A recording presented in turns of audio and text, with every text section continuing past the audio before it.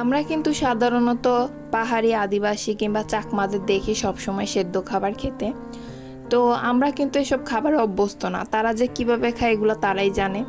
কিন্তু একটা জায়গায় দেখলাম যে ছোট বাচ্চাদের 6 মাসের পর থেকে 3 বছর বয়স পর্যন্ত আপনি যা খাওয়াবেন বাচ্চারা নাকি তাই খাওয়া শিখে, এরপর থেকে ঠিক সেভাবেই খাবে। তো আজকে আমি ভাবলাম যে আমার মেয়েকে সেদ্ধ খাবার দিব, ফার্স্ট টাইম দিচ্ছি।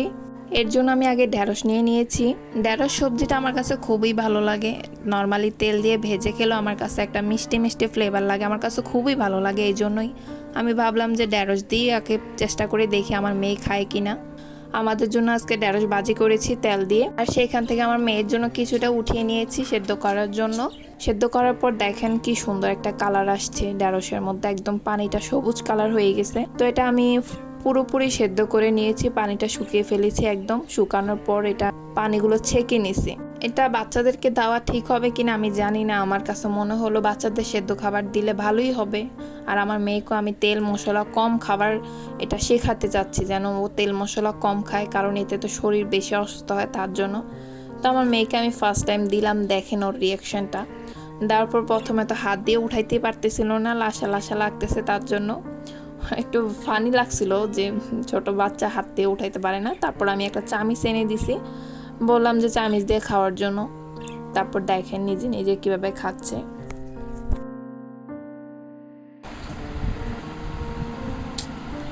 আমি আম্মু উঠাই দিচ্ছি।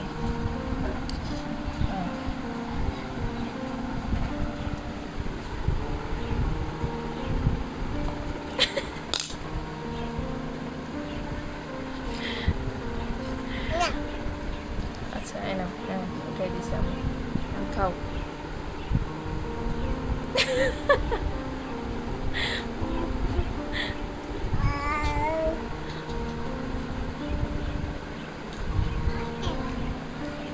মুখে ঢুকে